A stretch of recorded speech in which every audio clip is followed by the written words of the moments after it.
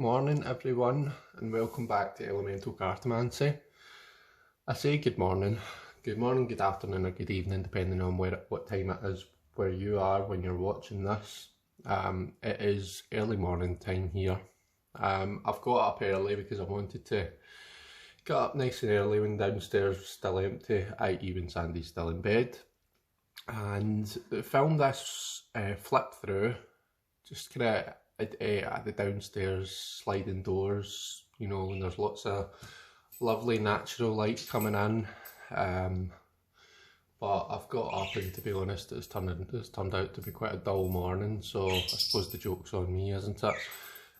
You're going to be hearing my budgie, Oscar, chirping away in the background. So hopefully you won't get too chattery, but I might have to tell him to be quiet a couple of times. So I'm here to do a walkthrough of this amazing deck. This is the Zaney Tarot, and this has been put together, this has been created by my good friend Zane from Tarot Talk and Witchery. So Zane was creating this deck, and he had been kind of messaging me on and off about it, sending me pictures, asking my opinion on different cards. So it was really exciting to, you know, to kind of have a small involvement in Zane's creation of this deck. And as such, Zane had sent me, you know, I was going to say a prototype, but it's not. It's just like kind of the kind of first run of it from Make Playing Cards. Now, I understand that since this version, Zane has tweaked it a bit. He's made a couple of changes here and there. So if you go on, it's available just now, and I will link it. I'll link Zane's shop on Make Playing Cards in the description of this video. So please, if you like this deck, then please go and consider getting it and supporting our Zane. So the cards are standard tarot size. They are Make Playing Cards Superior Smooth cardstock. So it is lovely cardstock. It's not too glossy, it's nice and matte. It riffle shuffles like a dream, which I'll show after I've gone through all the cards. It is the same cardstock as the Zane's Oracle deck, so if anyone has that, then that's the cardstock you're going to be getting with us. Right, as you can see, it's borderless. The titles are, like, it depends on the card, you know. So you can see the titles kind of centre top here, whereas on the full here it's kind of top right, which I quite like. I enjoy that. I like that it's not kind of uniform and it's not intrusive, you know. It's just kind of doing its own thing up in the corner there. Okay, so let's have a look at the cards. So we've got here the full, obviously. Now, I mean, this is a lovely card, you know. It's got, I think the familiar here, the wee dog, is supposed to, you know, it's supposed to kind of represent Zane's wee dog, Sebastian, or Bash for short.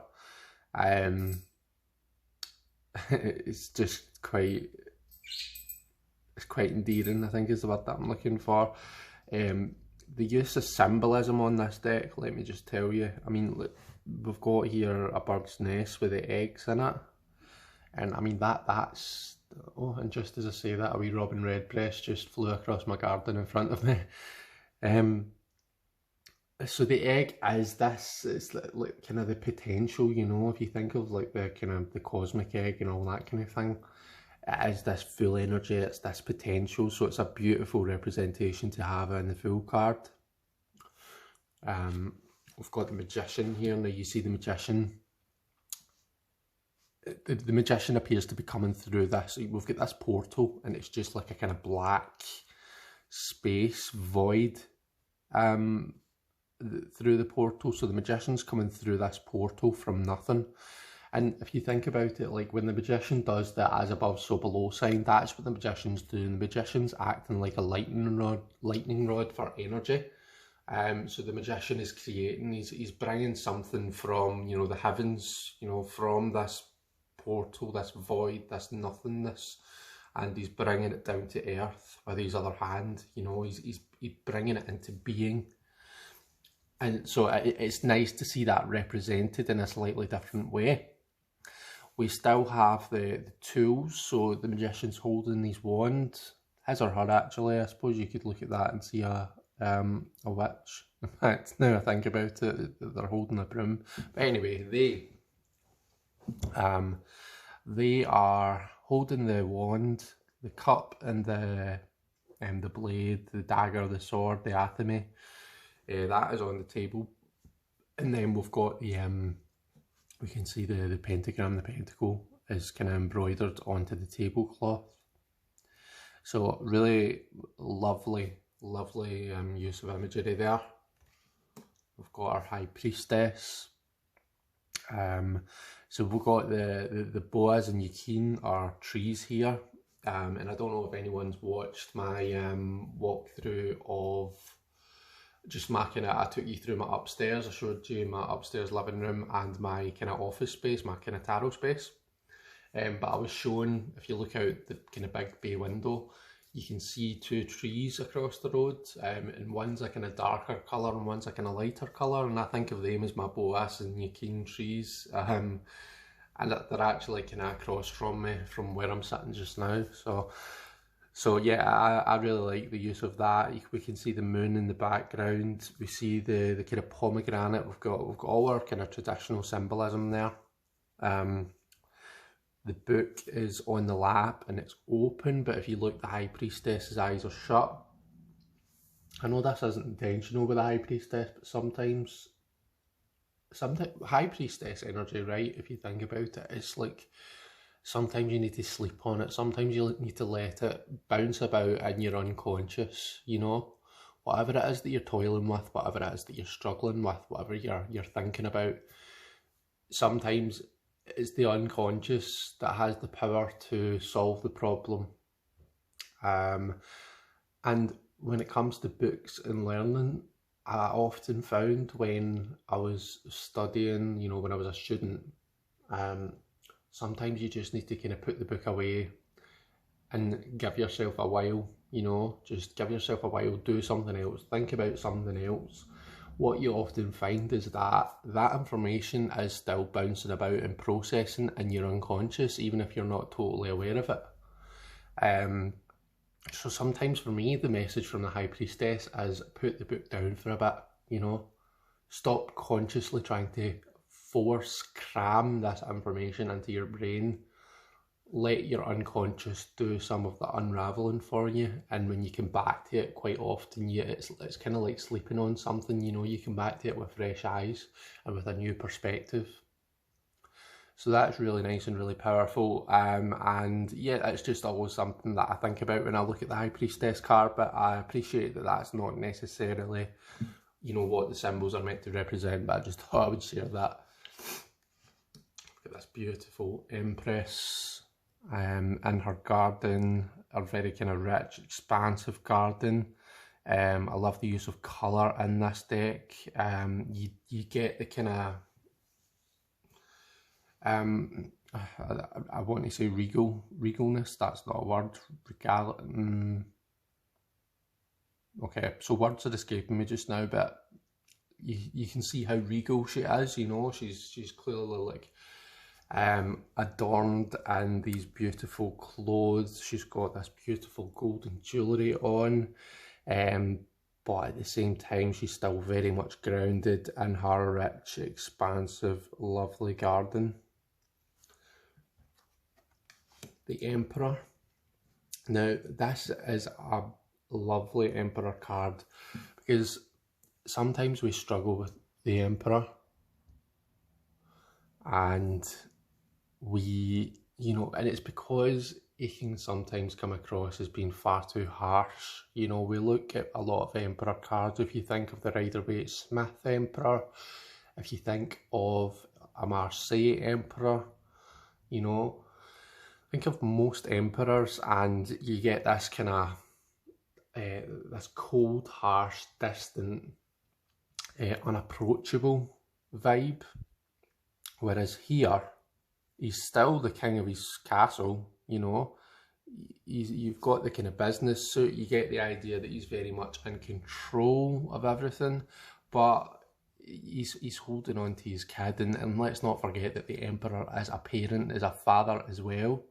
And you know, as much as it's as we're supposed to associate those kind of values of bringing order out of the chaos and control and all that kind of thing, it's a really positive card as well. So I just really kind of like this representation. I find it much warmer, but it still gets the job done.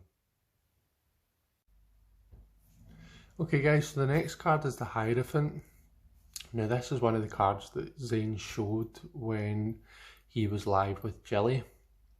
So we have a Jesus-like figure here on this card, which, you know, it may well be off-putting for some people. It may feel quite religious, but if we look at it, you know, there's a book floating in the sky, and on one side it has the, you know, the kind of cross that we associate with Christianity, but on the other it has the pentacle, you know, that we associate with you know, paganism and witchcraft and whatnot, Wicca.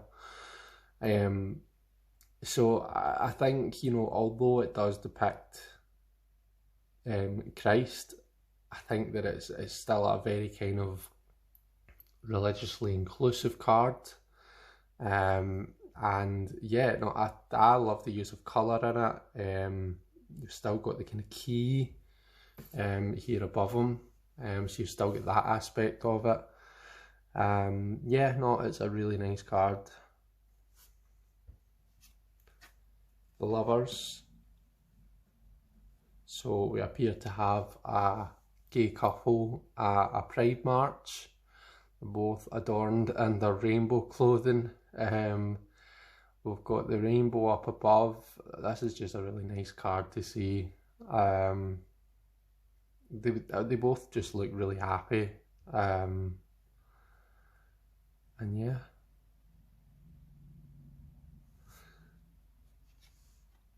Chariot. So this looks like it's, you know, Neptune or Poseidon. He's in his chariot with these two seahorses. We've still got the kind of white horse and the dark horse. You know, so it's the idea of having to control those two aspects in order to drive the chariot forward. We've got the whale up above, whales who live in the water but breathe air. So they're constantly having to think about the balance between the two things, you know. Whales can obviously, you know, they only need to come up every, well, I don't know actually. I'm going to start trying to rhyme off facts, and I really don't know, but you know, they can breathe underwater for, or they can take in oxygen and then be underwater for, you know, hours as far as I'm aware. So, but they still do have this kind of duality where they, you know, they live in the water but they have to come up to the surface every now and then for oxygen. Strength. Look at this lovely kind of, it looks like quite an African scene to me. Just maybe I'm just saying that because of the lion, but it's really beautiful. We've got this kind of, this goddess type figure. The lion is already tamed. He's lying at her feet. There's no aggression in him at all. And we've got this beautiful sun in the background. The Hermit. So these cards are still very slidey, so they are, as you can see. So the Hermit appears to be on this guy. It almost looks like the, is it Chiron on the, no, Charon on the river Styx. Just the way that it's this river that appears to kind of go throughout space. You've got he's got his staff, and rather than lantern, you've just got this kind of single flame here. But you still get the kind of, it's a bearded figure, the idea of this knowledge, wisdom, age. And then we've got this kind of portal type thing in the corner here. Really kind of stunning, appealing card. Get the Wheel of Fortune.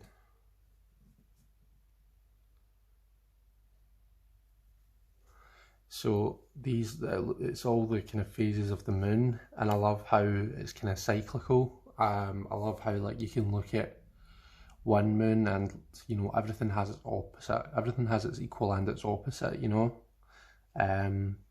Yeah, it's just that's really kind of appeal. I know that it's quite simplistic, but it's really, really nice, you know.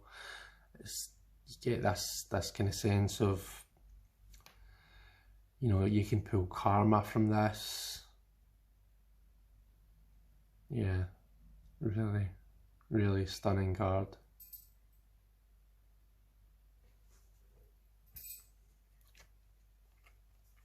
Justice. And Justice, we see a Black Lives Matter rally. I know that Zane, the creator, is very much a believer in, you know, social justice, and feels very strongly about Black Lives Matter. I think this is a really kind of, when we look at justice, we normally think of like the goddess justice, or sort of Lady Justice. We think about, like, kind of, you know, the idea of having a justice system or some sort of contract, you know, this kind of system whereby there's a set of rules, axioms, and everyone has to kind of follow them and sign up to them and that kind of thing. But another important aspect of a justice system is the idea of social justice. It's the idea that if the rules are outdated or if they're wrong, then the people can stand up and say, no, we want this changed, you know. And this is a perfect, you know, a perfect example of the people turning around and saying, no, we want better, we want more. And I think that's an important aspect of the idea of justice. So it's a powerful scene to use for a card like this, I think, you know, anyway. But, you know, just taking the currentness out of it, is that the right way to say it? You know, taking any kind of feelings that we have about it currently out of it. The idea of having social justice depicted in that card, I think, is a really kind of powerful choice as well. And what's interesting, so I don't know if this was intentional. So we appear on the other cards, it says 9, the Hermit, 10, the Wheel of Fortune, but we only seem to have 11 here. It's almost like it's unnamed, you know. I suppose that, you know, justice is mentioned on the signs and whatnot, but that's really interesting, and I wonder if that was a conscious choice.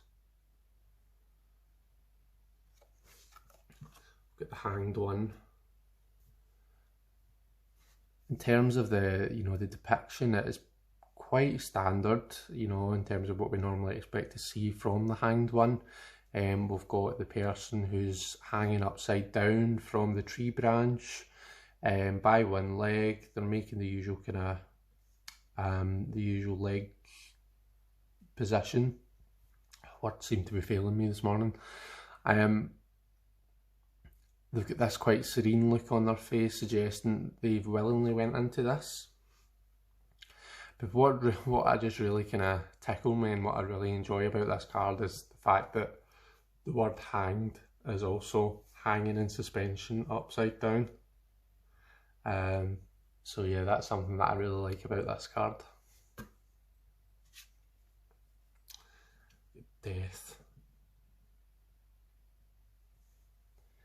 So death, now I don't know whether this is intended to be the tree of life or whether it is just a tree, but we've got death at the roots of, the way I look at it, the tree of life. And death and life are interconnected, you know. They are very much at each other's roots. It's, you know, it's an ongoing cycle. So I think this is a really good, I really like this depiction and what it represents.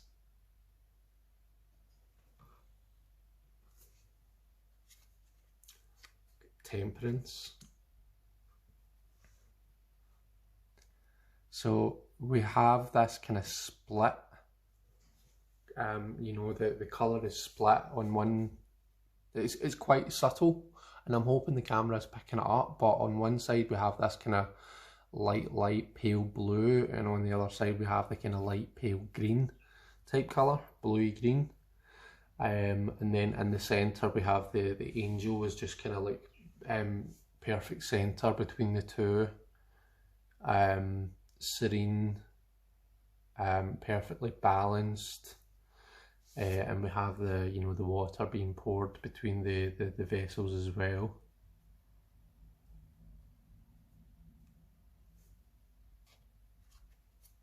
The devil. So we have the devil-like figure, we have the two subjects, but the kind of the placement of it is obviously, it's very different, you know. So what we seem to have is this kind of like normal warm looking house in the background, but everyone is out in the cold, you know, in the snow. You can see this snowman in the back, and these two guys are just wearing like kind of wee, they appear to be just in their underwear, and it really kind of, it really makes you think about the things that people do, you know, the lengths that they go to, and what they push themselves to do in order to kind of satisfy their base desires, you know.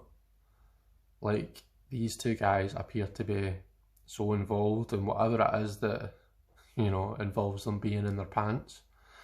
They're not even thinking about being sensibly dressed, you know. They're not thinking about the fact that they're probably going to catch frostbite and lose a toe or two.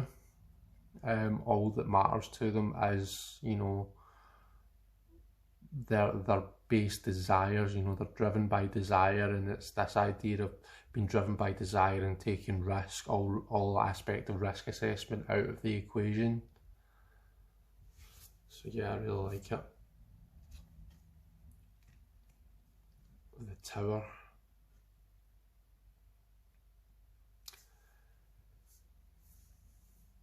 So we've built this kind of what is to us like a mini perfect world, and it appears to be inside this light bulb, you know. So this kind of replication of perfection, or what we perceive to be perfection, and we kind of build it and create this bubble around it. But at some point, you know, change happens. Natural change can't be escaped.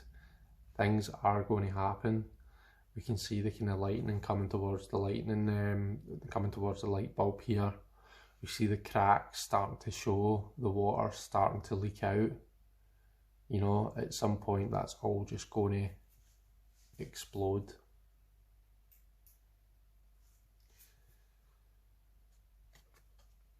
The star.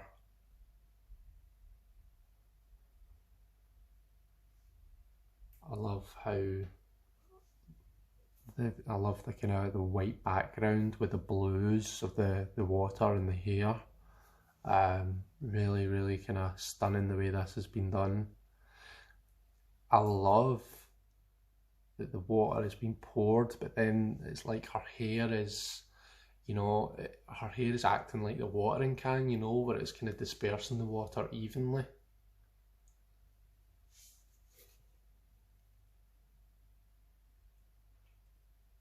So it's the kind of idea of guidance and, you know,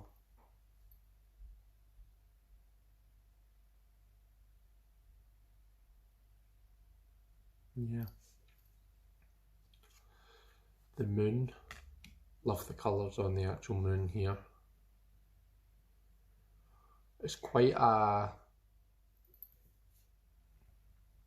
basic moon card, but I like that about moon cards and sun cards actually. I'm not big on too much happening in them. Sometimes all you need is the moon itself.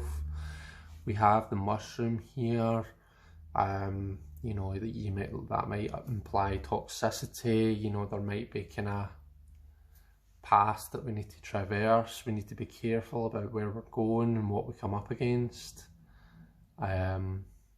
Yeah, this actual moon, the yellows, the greens, the purples, stunning. Sun card. So get this wee boy, or you know, wee kid out playing with his kite, out playing in the sun. He looks happy as Larry, you know. And I mean, when you think back to when you were young, remember how overcome with joy and happiness you were when you were out playing, you know. It's like nothing else mattered, and there was nothing worse than when, you know, your mum or your parent or whatever shouted you in saying it was time to come in and get ready for bed. That was like the worst part of the day.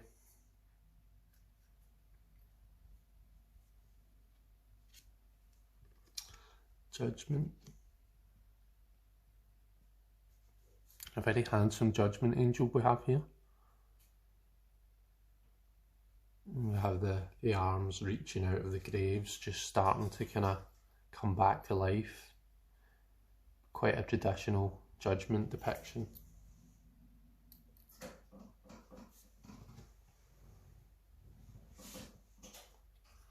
And then we have the world. We have this beautiful figure in the world dancer. We have the earth itself in the background. We have the four figures at the corners.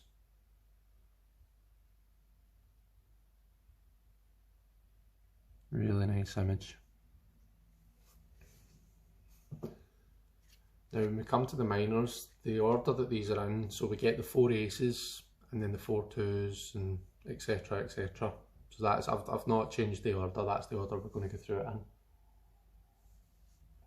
So we've got the Ace of Wands here, we've got the fire, you know,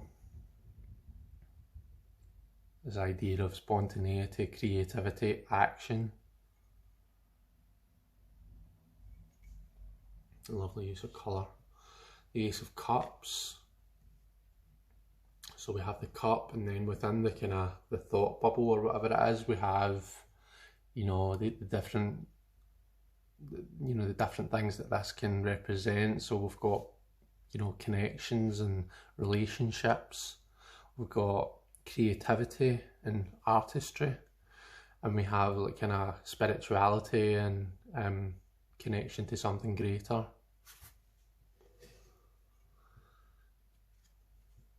The Ace of Swords.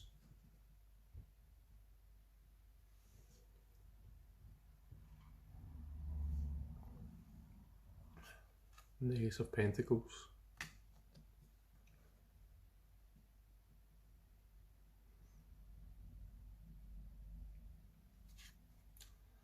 Two of Wands.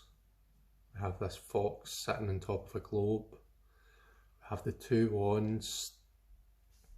We're almost kind of taken back to the High Priestess here, you know, with the black wand and the white wand. Makes you think back to that Boaz and Yakin. We have the light bulb, you know, so that light bulb moment.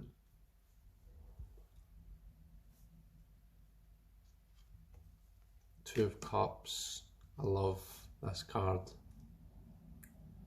And that's another thing that I've not really mentioned about this deck. It is like a wonderful deck in terms of representation. You know, we get people of different all different types in this deck, you know, and we'll see more of that as we go through it. But we see what appears to be two males in this card, you know, in a relationship. There's a love hearts kind of between them. We've got a cheeky wee bum feel here, which which always makes me chuckle. The Two of Swords, and again this is another card where we've got this kind of divide, you know, almost like the kind of yin yang type idea. So it's like this achieving balance and duality. Absolutely stunning card. And then the Two of Pentacles.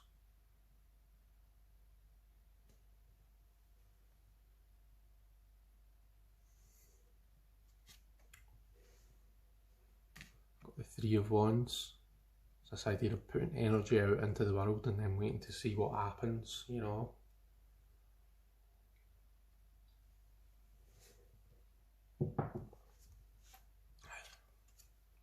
Three of Cups. Look how happy they are. Three of Swords. Quite traditional, but at the same time different. We have the anatomical heart on this. I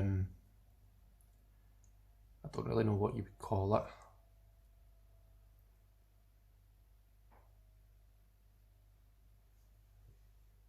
This wee doll, this wee kind of straw person.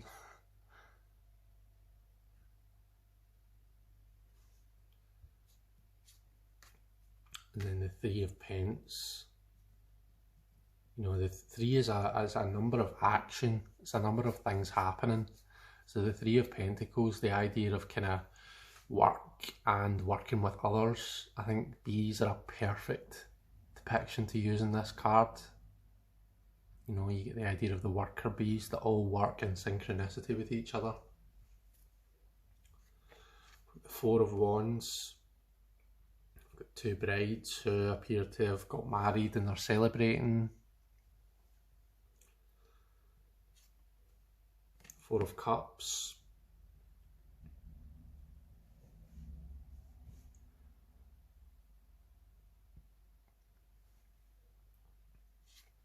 Four of Swords. And this is a card that's been stalking me this week. I've had it 3 days in a row as my card of the week. So it's the idea of rest and knowing when to not respond, you know. Knowing when you can't win the situation, when you need to kind of take a step back and then come back later when you are equipped to, you know, achieve what you need to achieve. And then the Four of Pentacles, you've got this figure who's sitting on his throne and he's surrounded by all these riches and things, so he's very much attached to all his material goods. Five of Wands. You get kids in the playground and they appear to be teasing this, the one kid in the middle.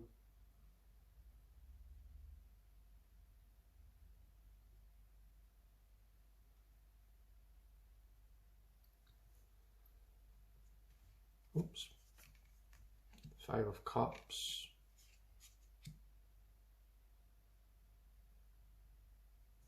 So you really get the kind of powerful overcoming idea of sadness in this card, of loss, of grievance. Grief, sorry, not grievance, that's something different.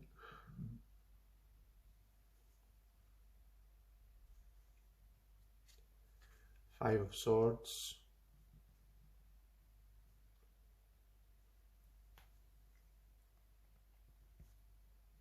And the Five of Pentacles. Quite a traditional Five of Pentacles, being shut out in the cold. The idea that the warm church or, community house is behind you. And it's there when you're ready.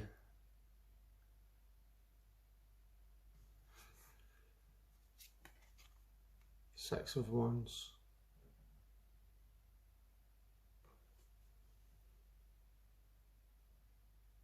And we've got a differently abled person here, finishing the race, winning the race. Six of Cups. See, you've got like the older couple and they're remembering back to when they were young. The use of like imagery and colour just in the background here is lovely. The Six of Swords. So there is, you know, there's sadness. It's the idea of kind of moving forward towards the sunrise, to happier times in order to achieve that harmony and balance in the mind. The Six of Pentacles. The idea of kindness, generosity, exchanged between two people.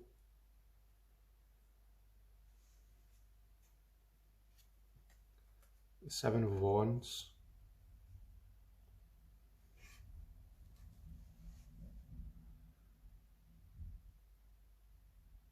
So we have this gate surrounding the house.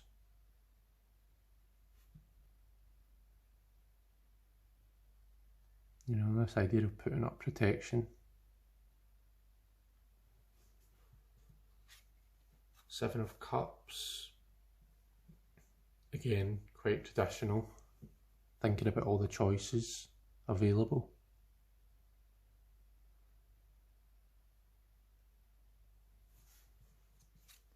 Seven of Swords.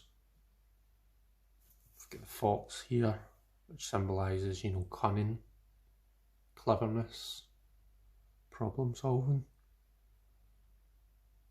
And we've got this wee figure here, but then if you look, his shadow appears to be very kind of sinister. And it really kind of brings home that everyone has a shadow and we all need to kind of be careful to keep that under control.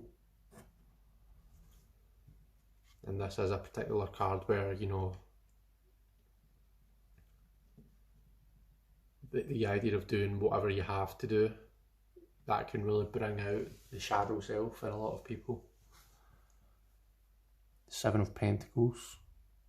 You know, this idea of growing something and waiting for the right time to reap the benefits. The Eight of Wands. So you still get this uniformity, this, you know, some energy being sent out. But it's in the form of paper aeroplanes, and if we look at the colours, it's the kind of pride colours interspersed with the, you know, when you've got the pride flag with the Black Lives Matter colours put into it.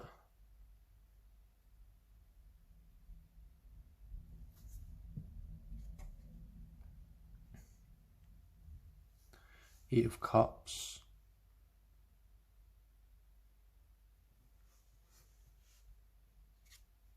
The Eight of Swords.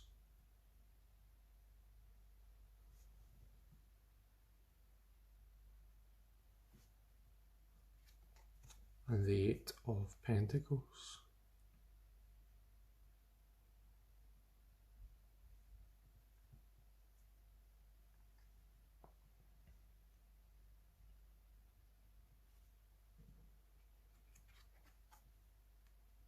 Nine of Wands.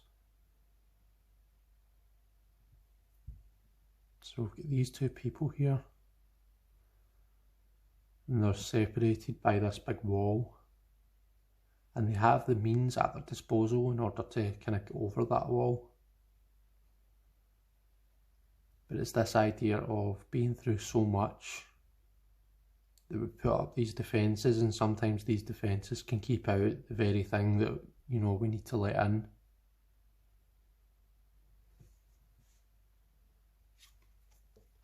The Nine of Cups.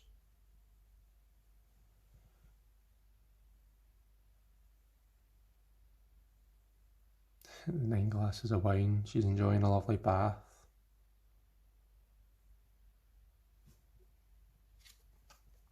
The 9 of Swords. If we look at the dark shadowy figure behind, it's actually got her by the shoulders, hasn't it? You know, this high mental energy, this high intellectual energy, that can, you know, if that gets out of control and out of balance, it can be a pretty horrible place to be. 9 of Pentacles. So we've got this, you know, this woman walking through her garden. She's confident, she's well dressed, she's happy. She's achieved what she wants to achieve.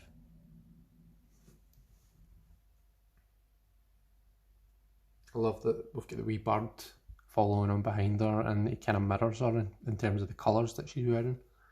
I think that's really nice.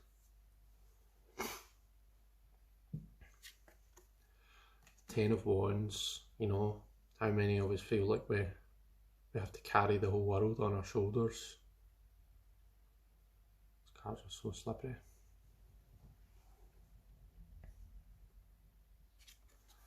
Ten of Cups.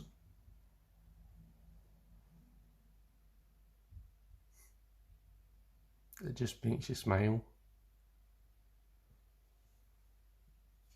And this is the stunning Ten of Swords. Now this has got to be one of my, if not my ultimate favourite card in the deck. I'm always a fan of Ten of Swords cards where the person has gotten up and they're moving away from the pain and the suffering, you know. This person is moving towards the new sunset. This is another card that Zane talked about when he went live with Jilly. You see the mushrooms here symbolising that the toxicity has been put behind them.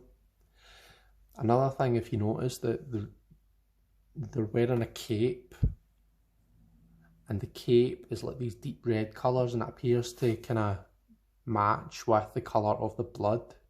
So it's almost like this person has taken their suffering and their pain and they've not suppressed it, you know, they've not tried to forget it, but they've turned it into their superpower, you know. Not only have they got over their pain, but they're wielding it like a, you know, like a power to use for good going forward. I could look at this card all day.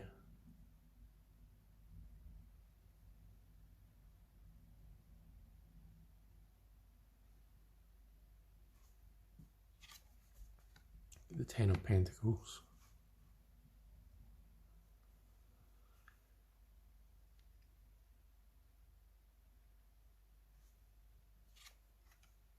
Page of Wands. Look at the volcano going off in the background.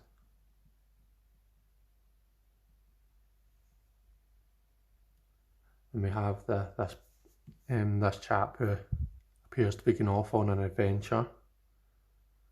He's got his Aladdin's lamp attached to his backpack.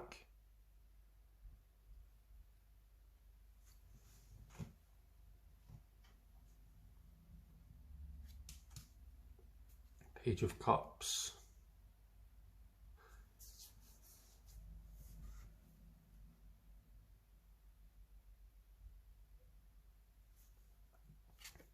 Page of Swords.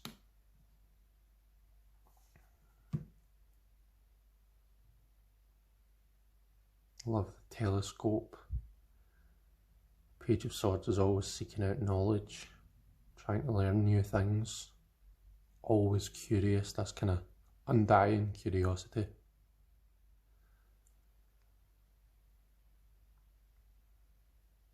Every 2-year-old is a Page of Swords. They all want to know what's that and why.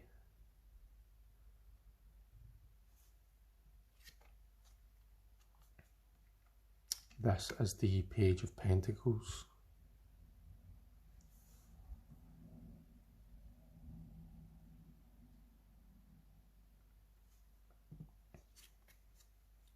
The Knight of Wands. Abseiling down a cliff.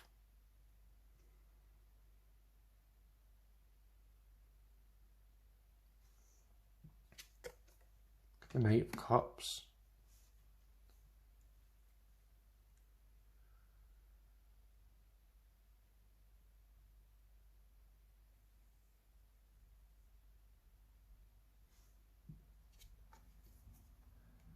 Knight of Swords. Again, we've got someone who's differently abled. If you look at the scales here, they've got the brain on one side of the scales and the heart on the other. And the sword in the middle, keeping the balance.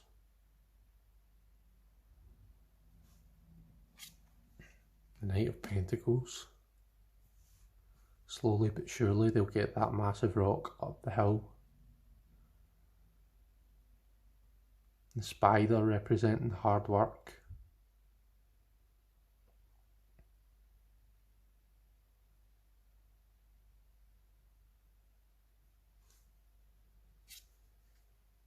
Queen of Wands. And look at her shadow here. Her shadow is adorned in a cape. You know, so this idea of being a hero. Being a hero in the everyday things that you do.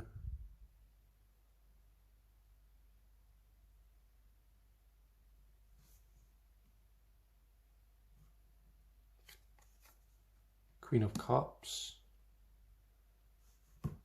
Really exploring gender roles here.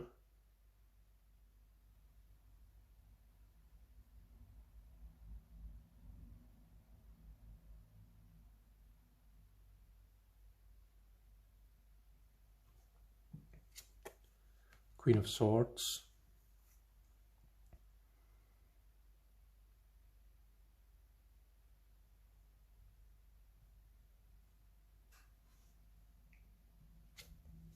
The Queen of Pentacles.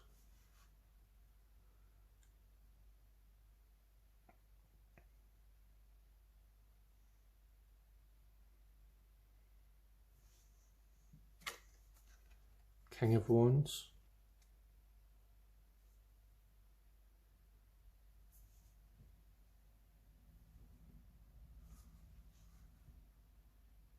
That down so you can make sure you can see it properly.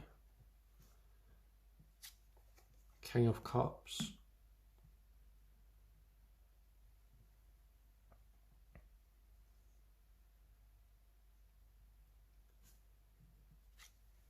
King of Swords.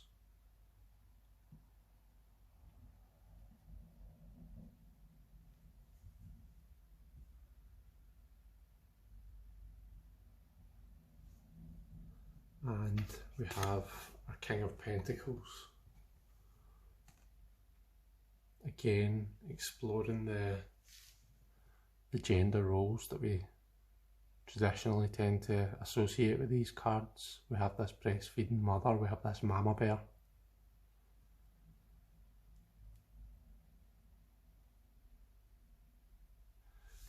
And we do have 2 extra cards in this deck. So we've got an alternative Sun card.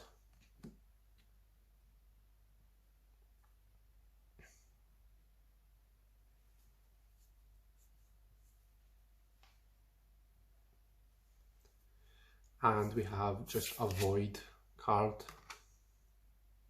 Just a blank card.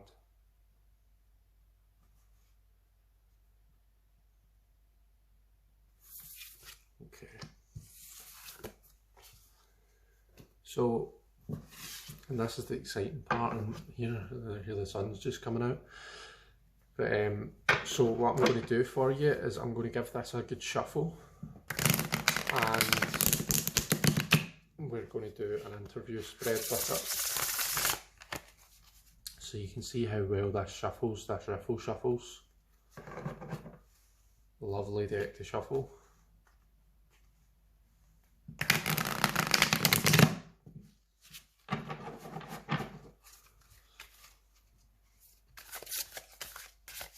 trying not to hit the camera stand whilst I shuffle the cards. What I'll probably do is stop the video and make sure I've given these a good proper shuffle, and then I'll come back with the interview spread. Hey guys, okay, so I'm going to do the interview spread with this. Now what I'm going to do is I'm going to place them down, just make sure that I've got them in the span of the camera. And these are the backs of the cards, by the way. I didn't talk about the backs. So we've got this lovely kind of emerald green triquetra, and they're reversible as well. So yeah, really nice backs. So I'm just going to place them down, make sure that they're all where they need to be, and then we'll go through each card. Okay. Okay, so the first card in our interview spread is where the deck gets to tell us a bit about itself. This is where I'm going to struggle because I've got no nails. Okay, so we'll get the Hermit here. So, I mean, the deck is maybe a bit of a loner. It likes to look deep within, it likes to go deep and really look at the self. You know, this might not be the deck to tell me about all sorts of like kind of worldly events, you know. So if I see something in the news and I think, oh, I'm going to pull a couple of cards on that, this maybe isn't the deck for that. This is more a deck for looking within a person. So if I'm going through something and I want to look deep within myself to fully understand what I'm going through, then this would be a great deck for that. If I'm wanting to help someone else to look within themselves, then this would be a great deck for that. That's the way I would interpret that anyway. The next card is where the deck gets to tell us a bit about its strengths. And we've got this Knight of Wands, so this really high energy, lots happening, you know. So I get the feeling that this is the kind of deck that wants to be used, that wants to be involved, that wants, you know, all of that kind of high fire energy, that passion. Limitations, or maybe things that it's not so strong at. Okay, so we've got a Cups card, we've got a kind of water emotional card here. So it could be that what it's saying is that the deck is going to give it to you straight. It might be a difficult message, it might be a tough message, and this might not have that kind of nice bedside manner, you know. It might call a spade, whether that's going to hurt your feelings or not. If it's what you need to hear, this deck is going to tell you. Okay, now 8 of Cups, we often think about, you know, cutting your losses and moving on to a different place. So how does that fit in to the position as a weakness or a limitation? I think we'll maybe need to have a think about that as we go through the rest of the cards.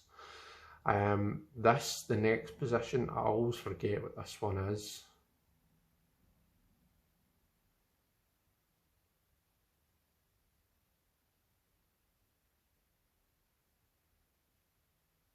What are you here to teach me? I knew it would come back to me. What are you here to teach me? And we'll get the 3 of Pentacles.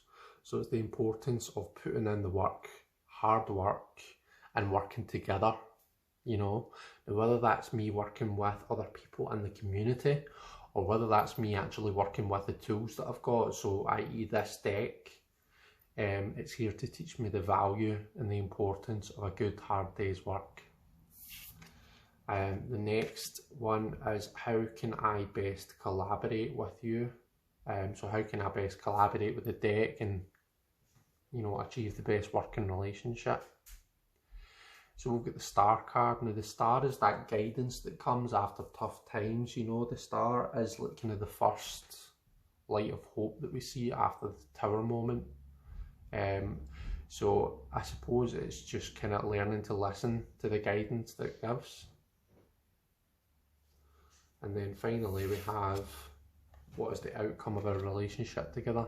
And we've got the Page of Cups. Now that's a nice card to come up because, well, for one thing, it seems to contrast here what we kind of saw in the 8 of Cups position.